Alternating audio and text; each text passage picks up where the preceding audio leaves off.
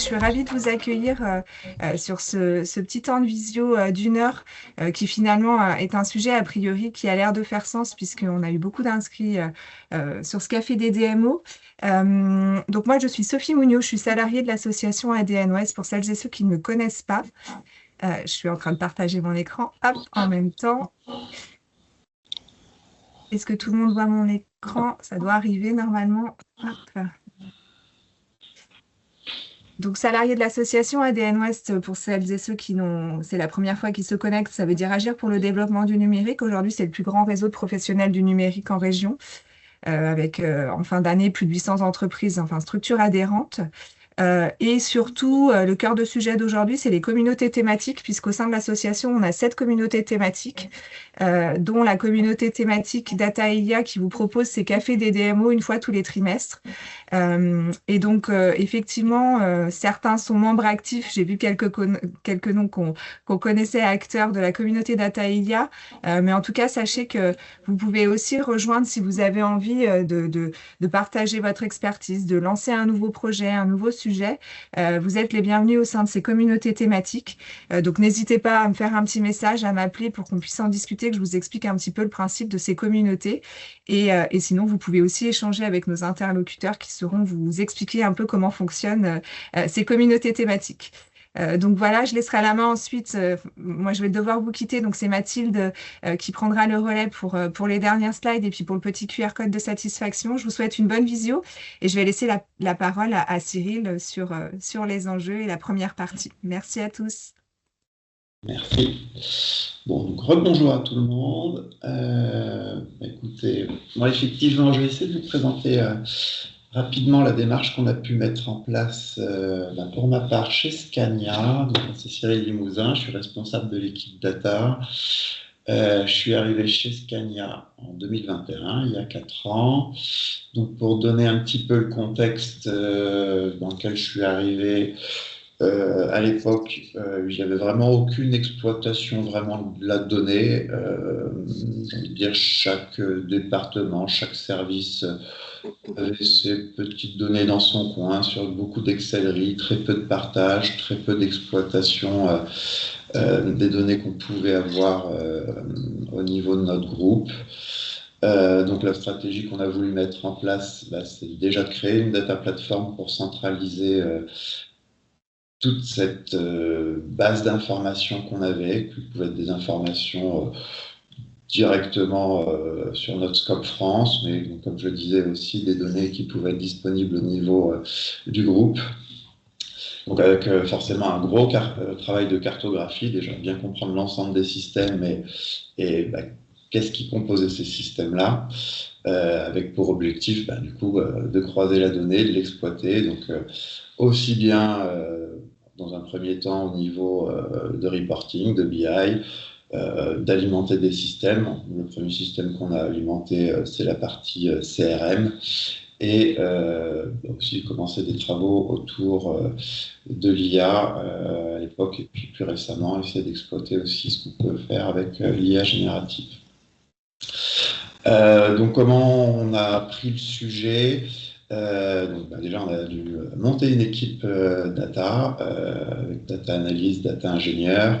On a pas mal travaillé sur toute la partie data crunching, parce que l'idée, c'était effectivement d'identifier les systèmes, comprendre comment la donnée était modélisée dedans, et vraiment commencer à créer un certain nombre de modèles de données autour de ces systèmes pour comprendre comment ils fonctionnent, mais en travaillant en parallèle avec les équipes métiers, d'une part, parce que c'est eux qui savent comment ils sont utilisés les outils, à quoi ils servent, quelles sont les informations fiables dedans, etc.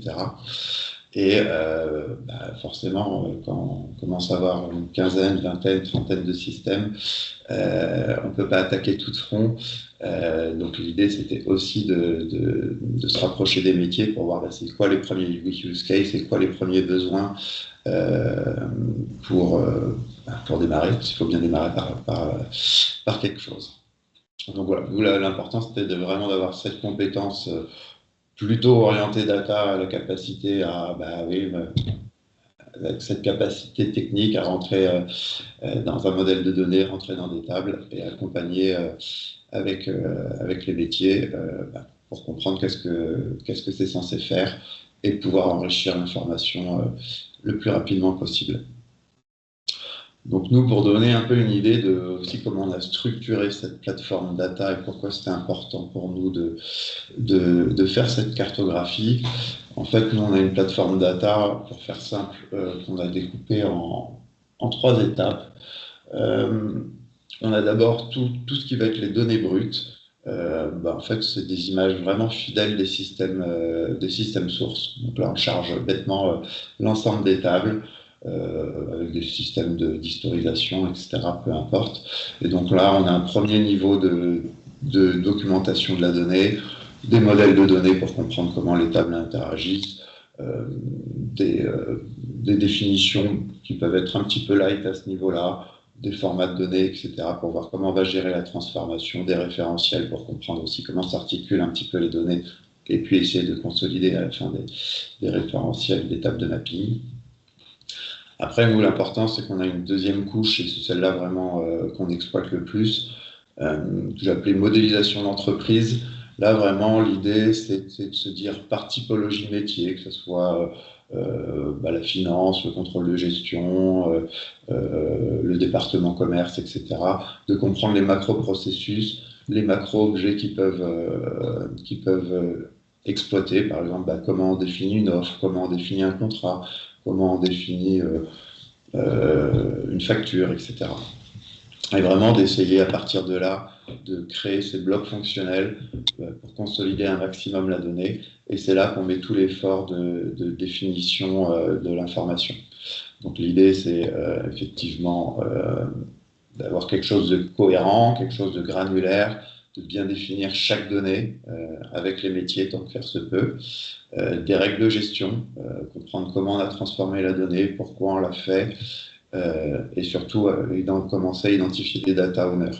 Donc nous, dans cette démarche, l'idée c'était d'essayer vraiment de trouver les personnes le plus proches du système, ceux qui vont vraiment exploiter la donnée, ceux qui vont suivre la donnée, et éviter de prendre un manager d'équipe qui va prendre en charge toute la partie data owner et d'être un petit peu sous l'eau. Donc vraiment essayer de focuser sur les utilisateurs finaux qui souvent sont ceux qui expriment le besoin de toute façon. Donc ça s'est fait le plus souvent assez naturellement. Et après, nous, on a une troisième couche d'exploitation de données. Et donc l'idée, c'est que toute cette couche d'exploitation de données qui servent soit à produire de la BI, soit alimenter des systèmes, soit créer des data marts métiers, s'appuie vraiment sur cette couche de modélisation d'entreprise pour s'assurer qu'à chaque fois qu'on va utiliser une information, tout le monde va avoir la même et tout le monde va avoir le même résultat, ce qui est plutôt intéressant et important. Donc après, c'est vrai qu'on arrive à des situations où on va avoir des notions qui vont être assez proches. Chez nous, chez Scania, on travaille pas mal sur du camion. Donc par exemple, si je prends un exemple concret, au niveau d'un kilométrage, on va avoir beaucoup de notions en fait qui vont être associées au kilométrage du camion, parce qu'en fait, on a beaucoup de contextes. Ça peut être le kilométrage réel à l'instant T, ça peut être le kilométrage fin de mois, ça peut être un kilométrage lié à une situation spécifique du contrat, le kilométrage la dernière fois qu'il est passé en atelier, etc. Donc voilà, on comprend vite que si on n'est pas un petit peu précis, si on ne fait pas un petit peu attention sur la définition et le contexte de la donnée, très vite, on est incapable d'utiliser et d'exploiter correctement la donnée. D'où l'importance ici de vraiment être assez fin dans les définitions et dans les règles de gestion. Donc voilà, comme je disais, là, l'idée c'était vraiment d'expliciter à chaque fois comment on a transformé la donnée, les règles métiers, qui peut demander du temps, hein, comme je disais, des fois, selon le contexte, selon comme les métiers veulent présenter la donnée. Ça arrivait assez régulièrement qu'on ait quand même plusieurs itérations, plusieurs échanges avec eux afin de trouver la bonne granularité, la bonne vision qu'ils voulaient vraiment partager.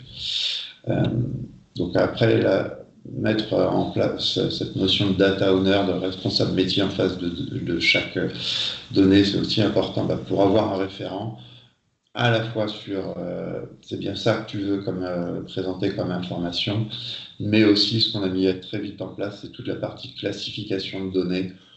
Chez nous, on utilise 3 à 4 niveaux de la donnée qu'on publie. Ça va être essentiellement de la donnée que je vais récupérer sur des bases INSEE, etc. Donc de la donnée qu'on peut trouver librement. Tout ce qu'on va appeler données internes, ça va être de la donnée voilà, qui ne pose pas de problème à être exposé à n'importe qui dans la société. Puis après, on va avoir 2 autres niveaux, vraiment confidentiel et sécurité. Confidentiel, c'est vraiment, voilà, on peut exposer cette donnée, mais il faut qu'il y ait un intérêt légitime et clairement cadrer le cadre d'exploitation de cette information-là. Donc voilà les aspects qui ont été vraiment importants pour nous.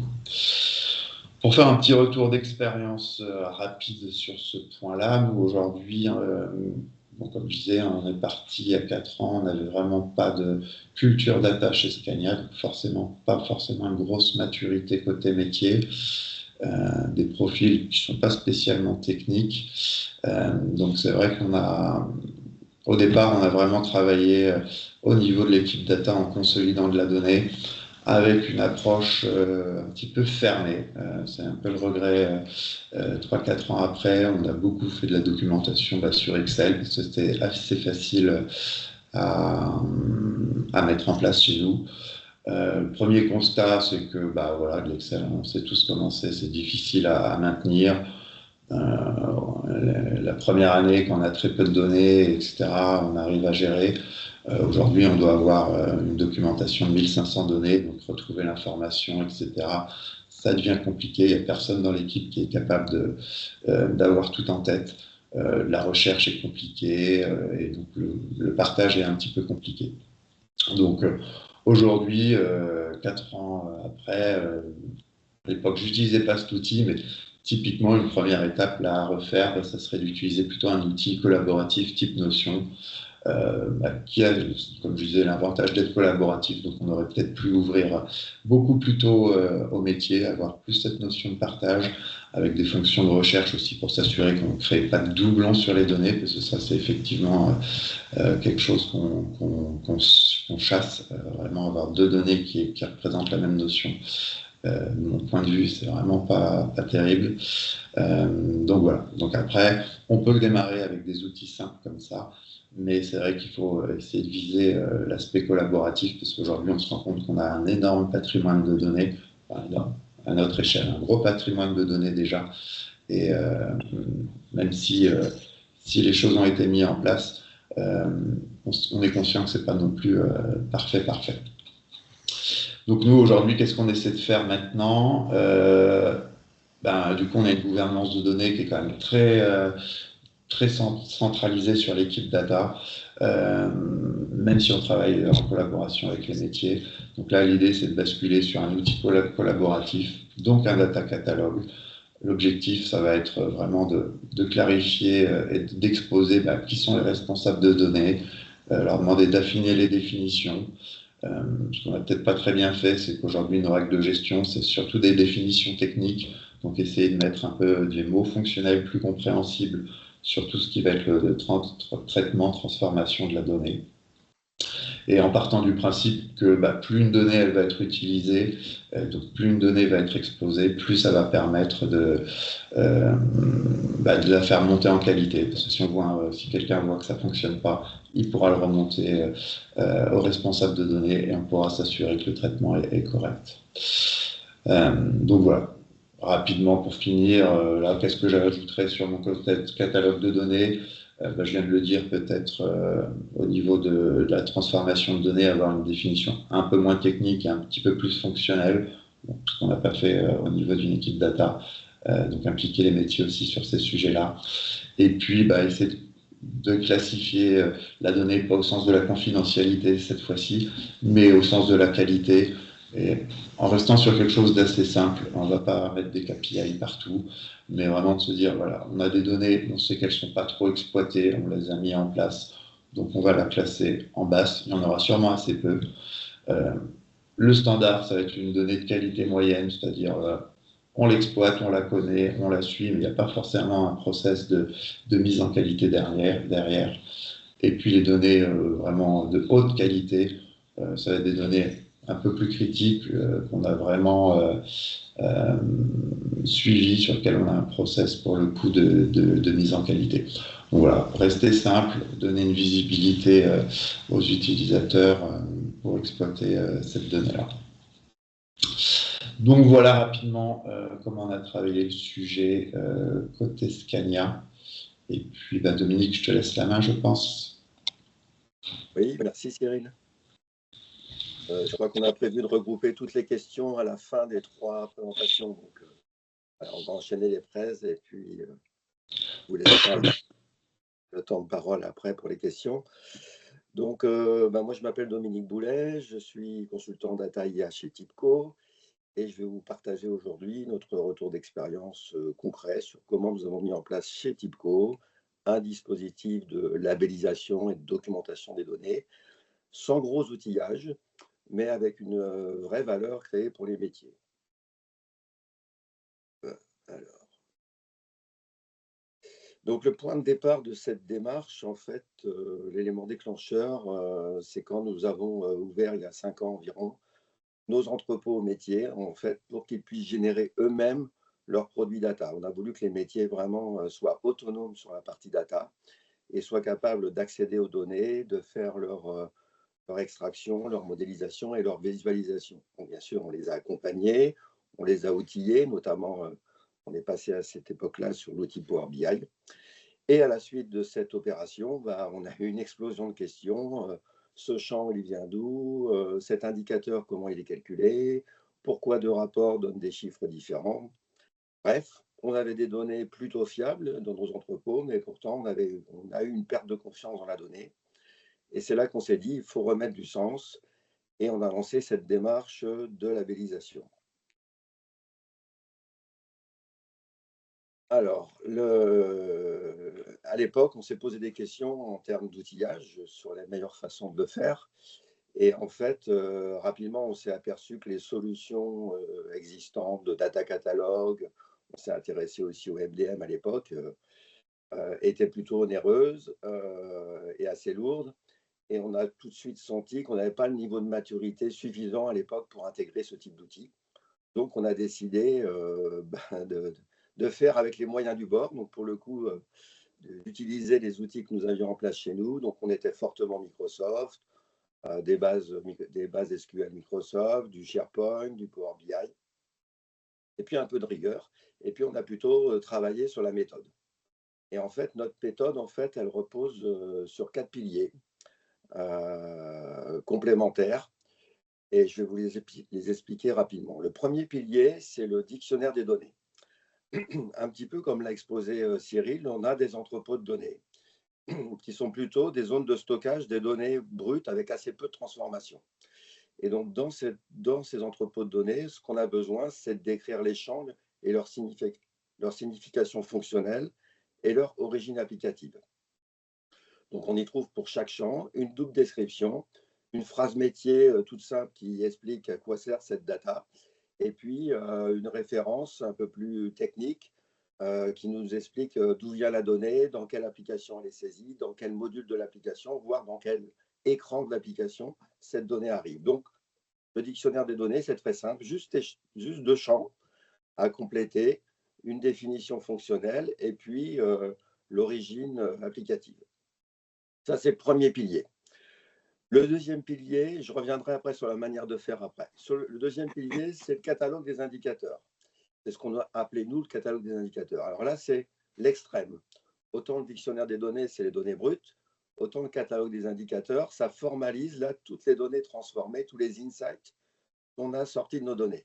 Ça formalise les règles de calcul et les bénéfices métiers. Pour chaque indicateur, je vous la fais courte, mais on a un identifiant unique, une description claire, c'est le quoi, une méthode de calcul, c'est le comment. Alors tout ça en termes non techniques, on veut que ça soit lisible par tout à chacun.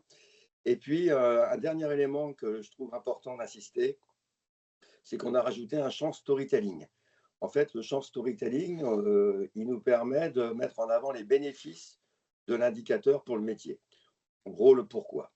Donc, avec ces informations-là essentielles, alors il y en a d'autres autour, bien sûr, hein, mais le quoi, le comment, le pourquoi, on s'est rendu compte qu'un indicateur était parfaitement défini, était compréhensible par tout le monde et que ça répondait vraiment bien aux besoins, après, à la fois des usagers et à la fois pour référencer ce qu'on faisait avec la data.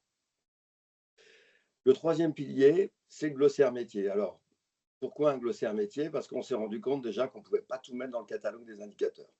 On voulait que le catalogue des indicateurs soit assez simple et concis.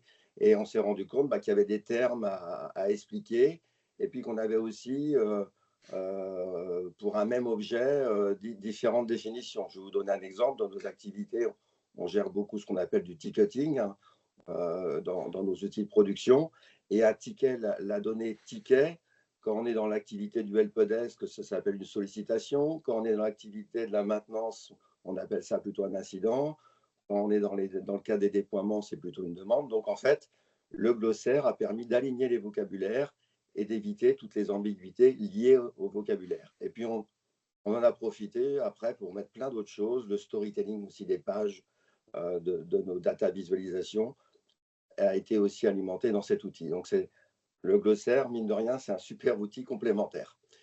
Et la dernière brique de ce dispositif, c'est le registre des rapports Power BI. Bon, en fait, c'est la finalité, hein, c'est comment on exploite, où se trouve cet indicateur, comment il est exploité. Donc, c'est vraiment lier les indicateurs à leurs usages concrets dans Power BI. Donc, voilà pour la méthode avec ces 4 briques, toutes complètement interconnectées, tout à fait complémentaires. En termes d'outillage, je vous ai dit qu'on avait fait simple. En fait, on a fait très simple, hein. Pour la partie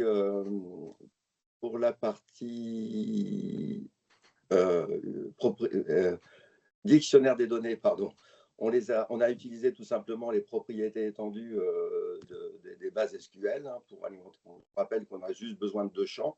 Donc, il y avait tout ce qu'il fallait dans la base SQL pour faire ça. Et au moins, on était au plus près de la source. Et puis, pour tous les autres sujets, dictionnaire des données, catalogue des indicateurs, glossaire métier, registre des rapports, on a utilisé SharePoint tout de suite parce qu'on maîtrisait très bien cet outil SharePoint. On est dans un outil collaboratif, donc il y avait plein d'avantages. On a du versionning, on a du suivi, on a même des workflows d'approbation si on a besoin, etc. Donc, les bases SharePoint étaient idéales pour ça. On les avait sous la main et on les a utilisées. Power BI pour l'affichage de toutes ces informations, pour restituer, pour à la fois consommer ces informations et les consulter. Et puis l'IA générative, alors ça nous a fait gagner un temps fou. Depuis 2 ans, là environ, c'est vraiment une aide à la rédaction. On utilise l'IA pour rédiger, pour reformuler la description, les storytelling des indicateurs. Les équipes métiers gagnent du temps, parce que je ne l'ai pas dit, mais c'est les métiers qui alimentent directement ces outils, puisque c'est eux qui exploitent les données. Donc, les équipes métiers gagnent du temps avec l'IA. On obtient des textes plus clairs, plus homogènes. Et bien sûr, par contre, la validation humaine reste essentielle, c'est-à-dire que l'IA propose et nous, on valide, mais ça nous fait gagner un temps fou. En termes de gouvernance, qu'est-ce qu'on a mis en place? En fait, tout simplement, au niveau du dictionnaire des données, à chaque fois que le métier nous demande de rajouter des informations, demande aux data ingénieurs de rajouter des informations dans les entrepôts, eh bien, c'est à eux, pour que cette opération puisse se faire, de donner la description fonctionnelle de la data et puis de quel endroit il faut l'extraire. Donc, en fait, c'est structurant, du coup, dans notre démarche d'alimenter l'entrepôt et c'est le métier qui documente. Et puis, bien sûr, grâce à SharePoint, les métiers sont autonomes pour mettre à jour le catalogue des indicateurs, les glossaires, etc. Donc, ils ne sont plus dépendants des data ingénieurs et ils documentent seuls. Les descriptions sont courtes, concrètes et traçables. On sait qui a fourni quoi et dans quel contexte. Et on a mis un accent fort sur la lisibilité dans Power BI. Toutes les définitions et le storytelling des indicateurs sont des informations que que tous les data product managers peuvent afficher dans leur rapport très facilement. Donc, ils gagnent du temps à alimenter le dictionnaire de données après en termes de création de rapports. En termes de résultats et de bénéfices, qu'est-ce que ça a changé? Qu'est-ce que ça a apporté cette démarche? En fait, il y a un chiffre qui peut paraître étonnant. On a environ 40% de complétude du dictionnaire. Alors, on pourrait dire, bah, c'est pas terrible, 40%. Bah, si, nous, on pense que c'est déjà très bien parce qu'on vise pas l'exhaustivité, mais la valeur immédiate. Et puis, il y a plein d'informations sur la donnée brute qui sont déjà autodocumentées naturellement par le nom de la table, le nom du champ. Je n'ai pas parlé, bien sûr, aussi des règles de nommage qui sont importantes pour s'y retrouver dans les données. Donc, c'est aussi un complément à la documentation. Donc, 40%, on est déjà très content de ce chiffre-là. On ne va pas s'arrêter là, mais c'est déjà très bien. On a une meilleure clarté, on comprend enfin d'où viennent les données, on a une cohérence entre les rapports, un même indicateur, une seule définition, on a une autonomie accrue des métiers, ils savent où chercher l'information et peuvent la modifier sans passer par l'IT, et on a une adoption plus forte de Power BI, puisqu'il y a moins de doutes sur comment sont calculées les informations et sur l'usage. Et au passage, on a réduit le temps de développement des rapports. Donc, les perspectives par rapport à ça, bah, on avait vraiment quelques doutes au départ quand on est parti avec cette solution-là en se disant, bah, voilà, on n'a pas pris les outils du marché, qu'est-ce que ça va donner, etc. Mais en fait, aujourd'hui, on a quand même une conclusion qu'on a bâti un socle solide pour l'avenir. Ce dispositif, c'est déjà un premier niveau, on est conscient. Il y a des choses qui sont imparfaites, il y a des couches notamment toutes les couches de data flow, etc., qui sont moins bien documentées. On sait qu'il va falloir qu'on s'y attaque. Mais globalement, ce qu'il faut retenir, c'est que ça ne sert à rien de surdocumenter. On se concentre sur ce qui sert tout de suite. Ça a bien marché puisque c'est les métiers qui sont autonomes sur ce sujet-là et on les rend responsables de cette documentation. Et là, c'est pareil, ils jouent le jeu plus ou moins, ça dépend des départements, etc. Mais notre idée, c'est de dire qu'ils comprennent à un moment donné que c'est dans leur intérêt. On doit rentrer dans un cercle vertueux. On est dans une démarche d'itération continue. Donc voilà, on a mis en place un outil et puis on sent que la mayonnaise prend. Plus on avance dans le temps et plus cet outil devient de plus en plus complet. Et les prochaines étapes, effectivement, là, on se repose, maintenant qu'on est plus mature, 5 ans après, on se repose la question d'intégrer un outil de MDM. On va migrer vers Fabric, donc on sait qu'il y a un data catalogue dans Fabric, on va peut-être exploiter aussi.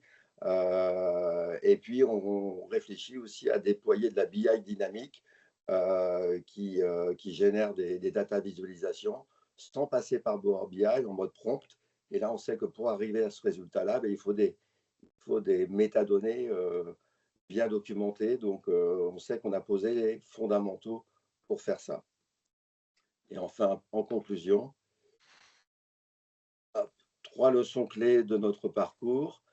La rigueur ne s'oppose pas au pragmatisme. On peut être rigoureux. Mieux vaut 40% de champs bien documentés que 100% jamais terminés.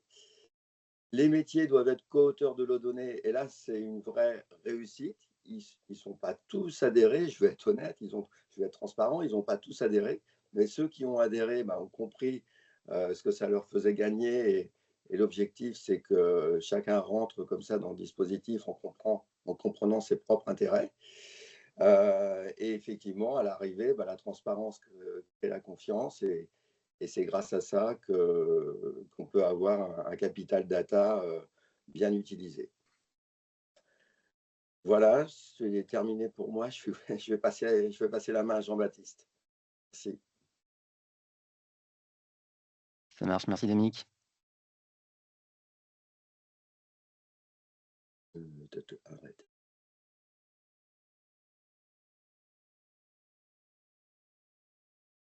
Bonjour à tous, Jean-Baptiste Blanchard, je suis chez Decathlon depuis maintenant 3 ans et demi. Et j'ai passé quelques années également avant d'arriver chez Decathlon, chez Maison du Monde. Et dans ces deux entreprises, j'ai eu l'occasion de travailler sur ce sujet de la data gouvernance.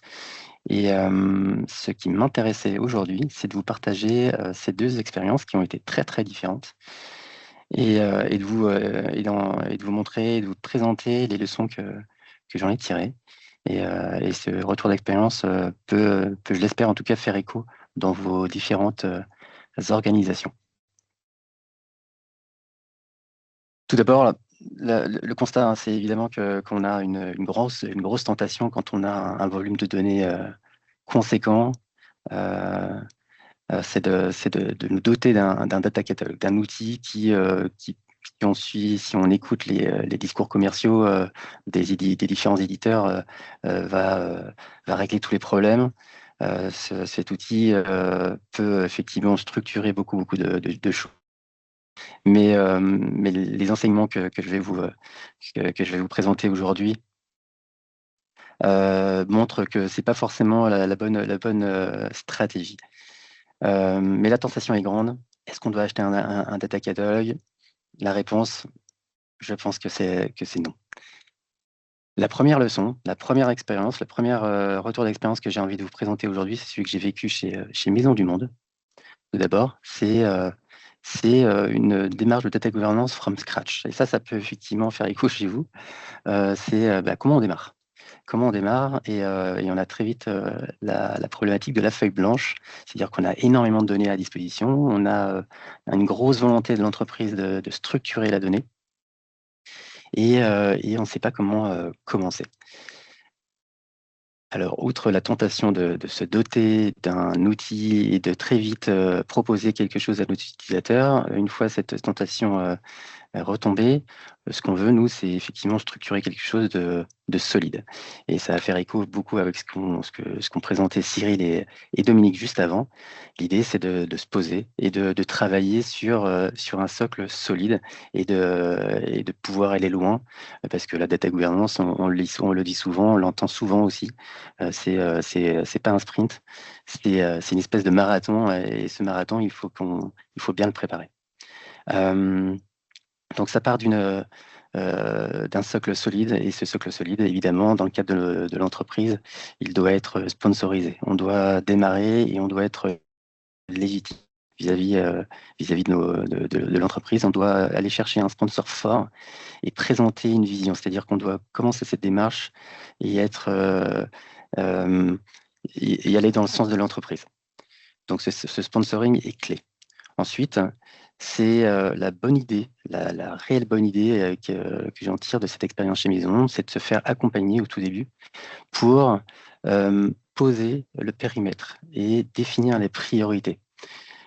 Pour faire ça, on doit définir quelles sont les données les plus importantes de l'entreprise, les données critiques, celles autour de laquelle on structure notre activité, en pensant évidemment à tous les usages que l'on aura demain. Et donc, il est important de focuser notre travail de gouvernance sur ces données critiques. Très important de les lister et de les prioriser. Ensuite, évidemment, c'est de dire qui est responsable. Une fois qu'on va construire une équipe, donc il va falloir déterminer dans l'entreprise très largement, mais aussi à un niveau plus local dans l'équipe de gouvernance, il va falloir déterminer les différentes responsabilités. Qui fait quoi? Qui est responsable de quoi? Qui anime la démarche et comment on la fait vivre sur le long terme? Et puis évidemment, maintenant qu'on a posé le socle, qu'on a posé les règles du jeu, qu'on a posé cette organisation initiale, et c'est de démarrer. Et ça va faire, ce que je vais vous dire va faire beaucoup écho avec ce que disait Dominique juste avant. On va démarrer petit. Bien avant de penser à un outil, encore une fois, l'idée c'est de construire et de commencer à alimenter un dictionnaire de concepts, un dictionnaire de données. Ça démarre dans un fichier Excel. Même si effectivement c'est pas un outil qui nous permet de partager très rapidement les informations, ça nous permet vraiment d'avancer rapidement. Pas de problème d'utilisation, tout le monde sait utiliser un fichier Excel, tout le monde sait collaborer avec ce genre d'outils. Donc on commence petit, mais on commence rapidement.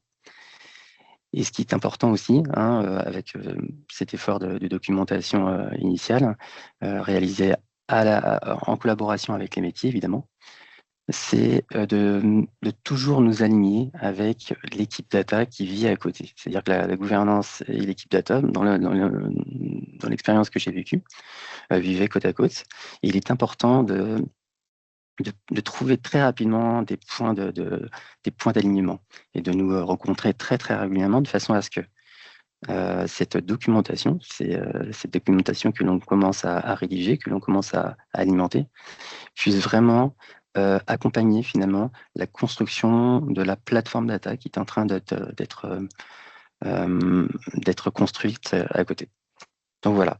Et donc là, c'est super intéressant de voir que la gouvernance from scratch, presque by design quelque part, est très utile à faire évoluer et à faire grandir aussi la plateforme data, qui, elle, son rôle, c'est de collecter les données, de les transformer, de les structurer, de les mettre à disposition. Et donc, ces deux efforts réalisés en parallèle est super efficace pour donner une très grande cohérence au tout et à la fois d'accompagner la plateforme data avec des définitions fortes et avec des vraies certitudes sur le sens des différentes données qui sont mises à disposition, et à la fois pour les gens qui conçoivent cette plateforme, d'avoir une béquille sur laquelle s'appuyer avec ce dictionnaire des données.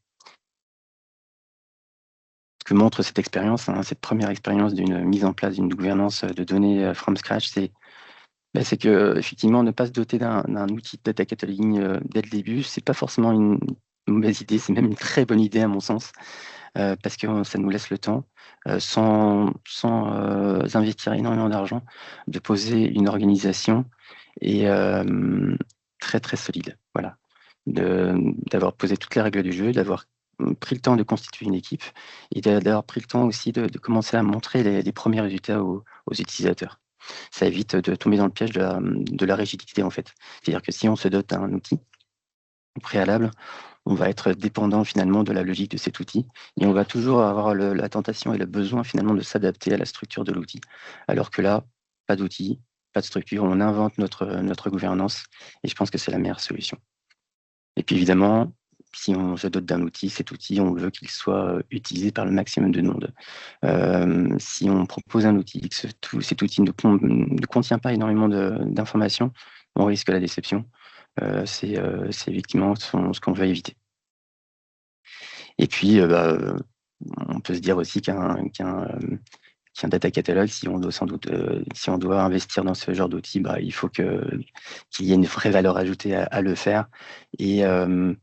Et le départ d'une démarche de data gouvernance, il faut poser le socle. Je vais encore me répéter, mais il faut poser les règles du jeu, il faut poser un socle solide.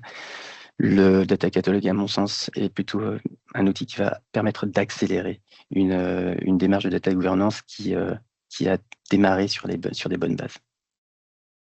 Ensuite, je vais vous raconter une autre histoire, ma deuxième histoire, celle avec Decathlon.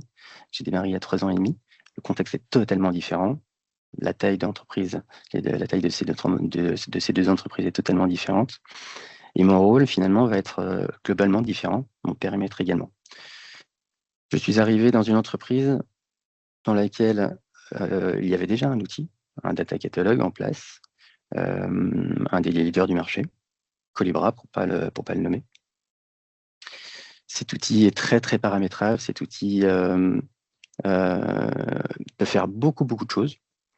Et donc, voilà. Donc, on a cet outil qui est en place. On a également à côté énormément de données, une quantité colossale de données brutes déjà disponibles, parce que la démarche, avant que j'arrive, avait déjà commencé, et l'une des premières actions qui avait été mise en place, c'était de collecter un maximum de données en se disant, on en aura besoin de toute façon, on a une capacité de stockage énorme, profitons-en, et collectons toutes les données dont on dispose. Sans forcément se poser les questions à l'époque sur est-ce qu'elles seront utilisées, quels seront les cas d'usage précis pour lesquels on va en avoir besoin. Le fait d'avoir ces deux choses, un data catalogue et une plateforme data qui est en cours de constitution, un volume de données très conséquent, eh ben on s'aperçoit qu'on a un vrai enjeu d'évolution. C'est-à-dire qu'on a besoin de faire constamment évoluer notre outil de data catalogue par rapport à cette plateforme data qui également évolue très très rapidement.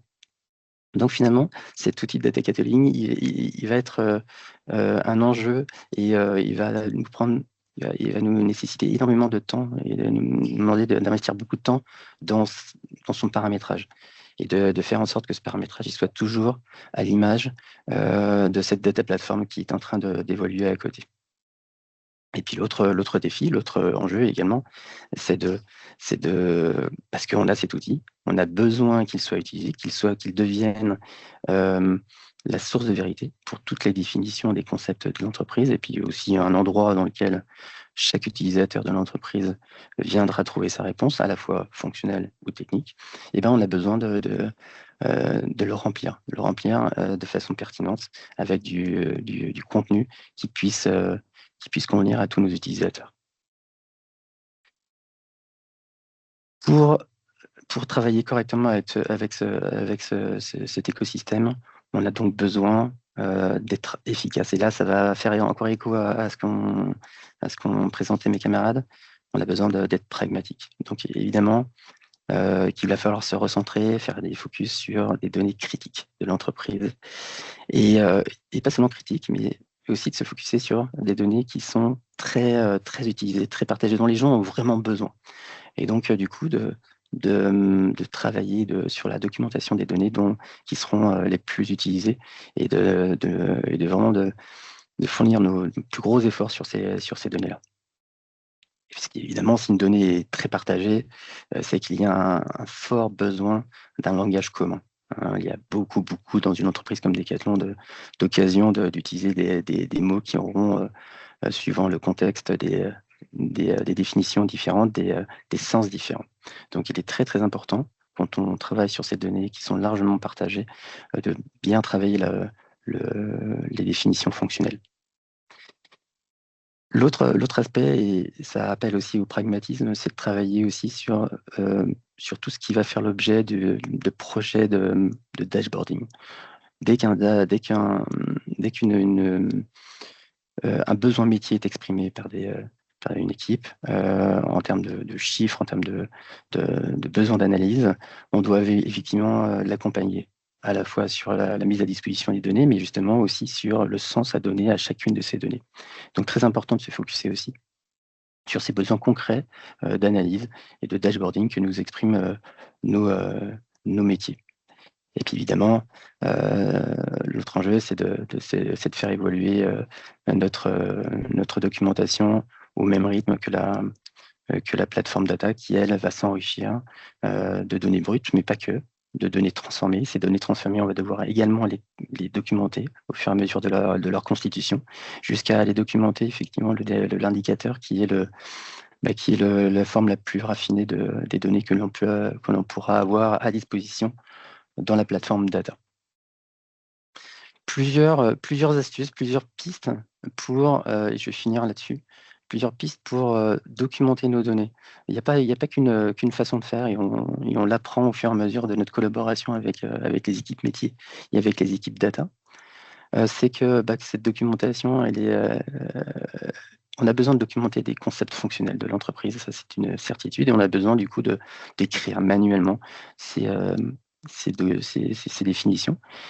Et ces définitions que l'on va poser de façon très fonctionnelle vont servir à nos partenaires data, à nos équipes data, pour leur faciliter la vie finalement, et de ne pas démarrer d'une feuille blanche, c'est-à-dire de créer des données structurées, des données transformées et finalement des indicateurs sur la base de définitions solides qui auront été proposées par nos métiers.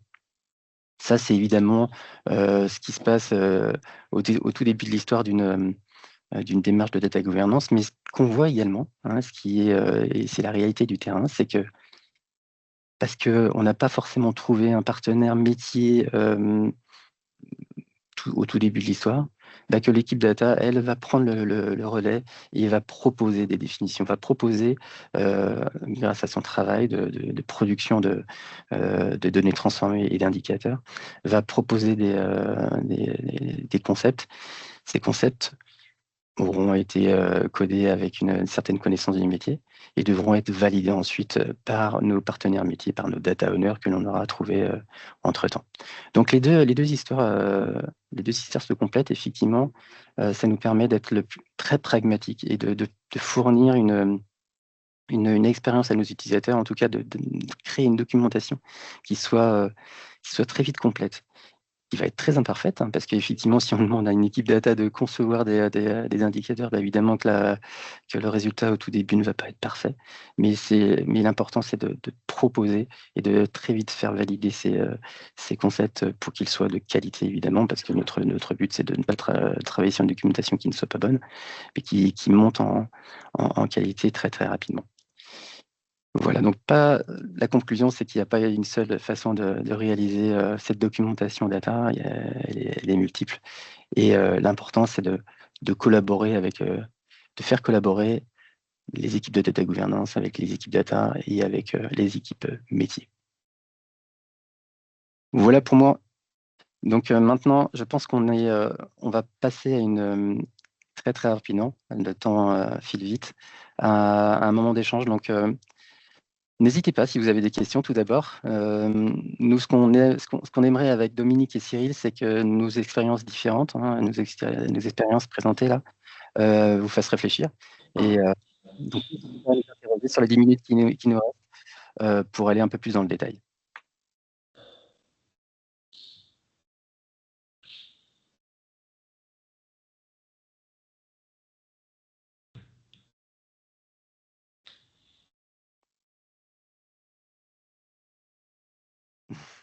Pas de réaction pour le moment. Mathilde, vas-y. Oui, parce que comme ça, la timidité des autres sera aidée.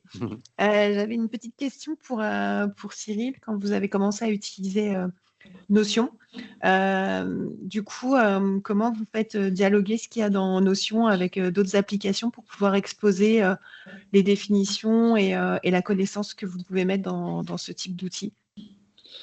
Nous, Notion, aujourd'hui, on bascule plutôt dessus. C'est plus on essaie de le faire passer pour d'autres problématiques aussi en outil d'entreprise. On l'ouvre vraiment pas mal aux utilisateurs, à la fois sur de la documentation, à la fois pour la partie gestion de projet. Donc ça devient un outil central. Et non, on n'a pas tellement de partage avec les autres domaines, notamment pour des problématiques techniques. On a pas mal d'infra qui est géré au niveau central Suède. Donc on reste assez fermé sur ces possibilités-là. On ne fait pas ce qu'on veut complètement là-dessus. Donc plus de la consultation. Oui, consultation, et puis on laisse les utilisateurs effectivement enrichir un petit peu plus la donnée. Ouais. Top, merci.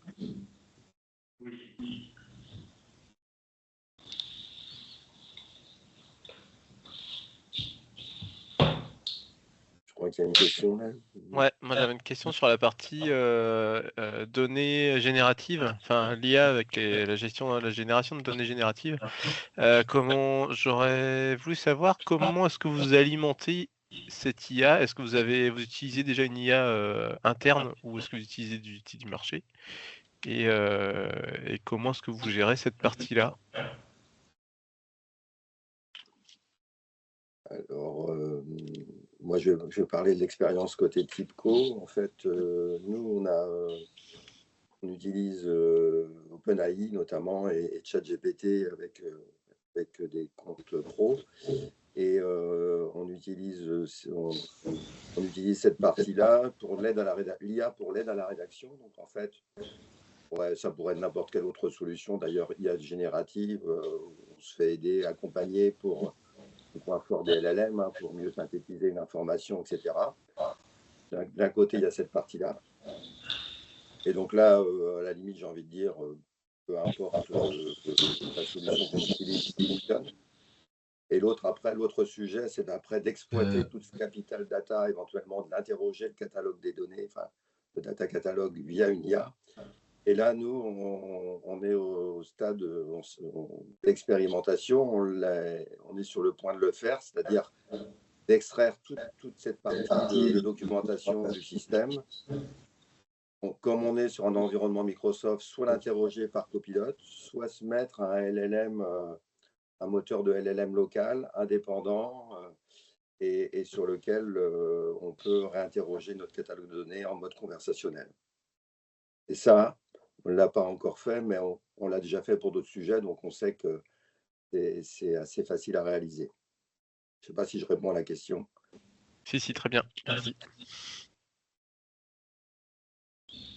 Et de mon côté, je peux vous partager également l'expérience chez Decathlon actuellement. On a également la possibilité d'utiliser Gemini, nous, pour nous aider à rédiger les définitions fonctionnelles. Notre façon de faire, c'est d'aller voir nos partenaires, nos data owners, nos partenaires métiers, et de structurer une discussion avec eux, et d'utiliser le transcript proposé par la Google Workspace, et d'utiliser Gemini ensuite pour relire ce transcript et générer une première version d'une définition structurée avec tous nos impondérables d'une bonne définition chez Decathlon. Donc on gagne également beaucoup de temps. On n'a pas besoin de réécrire ou de partir sur une définition from scratch. On part directement des fruits de la discussion que l'on a eue avec notre partenaire métier et par la transcription. Voilà. Et effectivement, la deuxième étape, c'est un peu comme Dominique. On va, je pense, brancher un LLM sur notre documentation de façon à permettre aux utilisateurs effectivement de plus facilement accéder à l'information dont qu'ils cherchent plutôt que de naviguer dans l'outil Colibra, ce qui n'est pas forcément toujours très simple. Voilà. Oui, puis comme tu le dis bien, JB, on a effectivement de donner au prompt en fait les instructions qu'on s'est données en interne pour avoir une bonne définition des indicateurs. Ça fait qu'à l'arrivée, on va avoir quelque chose de très homogène en termes de description, de définition, etc., quel que soit l'utilisateur qui l'alimente. Ça, c'est un gros plus.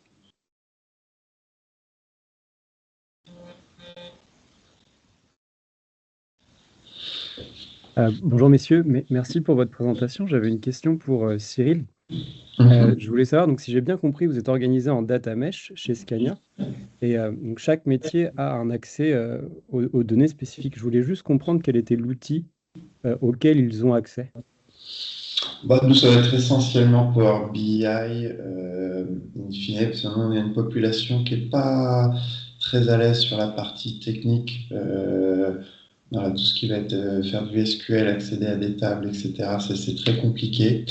Donc c'est pour ça que nous, on a plutôt travaillé sur cette approche de leur recréer des data marts un petit peu spécifiques, un petit peu plus ouverts, mais par typologie métier.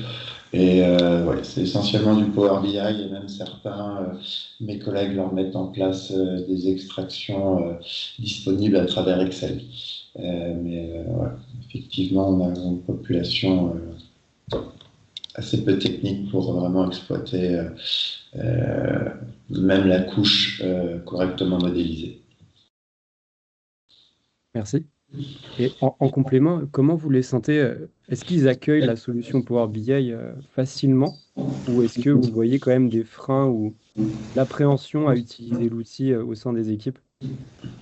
Avec l'approche qu'on a mis en place, ça commence à venir. En fait, nous, historiquement, je sais pas, il y a un an et demi, on a produit énormément de Power BI pour les métiers, puis au final, on a fini par leur dire stop, on ne pouvait pas gérer par tout le monde. Donc on a fait un peu cette transition où on se dit maintenant on va gérer essentiellement des BI stratégiques, et tout le reste, il faut vraiment que ça parte dans vos équipes.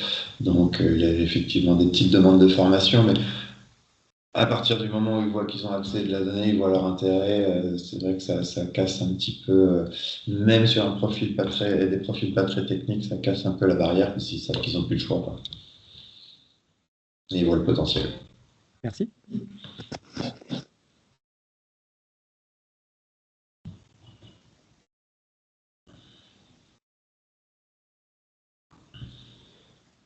Bonjour, Florent Duval. Je crois que dans le dans le QR code, on va vous demander votre avis et ce que vous avez envie qu'on explore. Et vu les questions, il y a peut-être un prochain café à faire justement sur l'autonomie des métiers, les outils qu'on a pu mettre en place pour qu'ils puissent exploiter les données. Donc, n'hésitez pas, soit via la conversation, soit via le petit questionnaire qui vous est poussé là, de me dire ce que vous avez envie qu'on mette à l'ordre du jour des prochains.